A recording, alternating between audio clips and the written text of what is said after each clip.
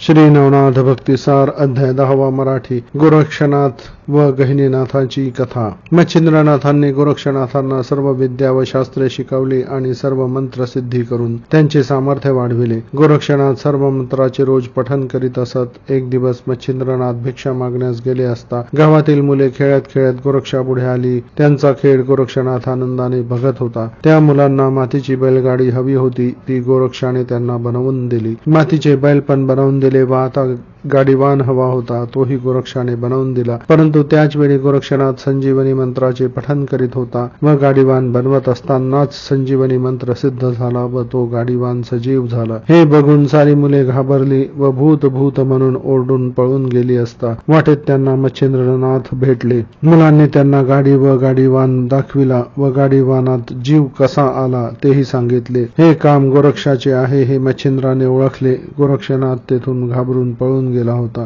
गर्भाजन ऋषींनी मातीतून जन्म घेतला आहे हे मच्छिंद्रनाथांनी जाणले व त्यांनी त्या बालकाला उचलून घेतले व ते गोरक्षनाथाचा शोध घेऊ लागले। तेव्हा मच्छिंद्रनाथाचा आवाज ऐकून गोरक्षनाथ बाहेर आला, परंतु त्या बालकाला बघताच पुन्हा पळू लागला। तेव्हा एका आसनावर बालकाला ठेवून मच्छिंद्रनाथांनी गोरक्षाकडून जे झाले ते सर्व जाणून घेतले व गर्भाजन ऋषींनी त्या मातीच्या पुतळ्यात अवतार घेतला आहे। आपण या बालकाचे पालन पोषण करून त्याला मोठे करू आणि त्याचे नाव गहिनीनाथ असे ठेवू असे गोरक्षनाथास सांगितले व त्या मुलाला ते मोठ्या प्रेमाने वाढवू लागले। गावातील लोकांना या घटनेचे मोठे कुतूहल वाटले व मच्छिंद्रनाथ व गोरक्षनाथांबद्दल व त्यांच्या योग सामर्थ्याबद्दल अतिशय आदर वाटला। लोकांनी मच्छिंद्रनाथास सांगितले की या गावात मधु व गंगाबाई नावाचे एक जोडपे आहे व त्यांना संतान नाही, त्यामुळे आपण या बालकास त्यांच्याकडे सोपवा। ते मुलाचा अत्यंत प्रेमाने सांभाळ करतील। त्यामुळे मच्छिंद्रनाथाने त्या बालकास त्या जोडप्याच्या स्वाधीन केले व मच्छिंद्रनाथांनी त्यांना सांगितले,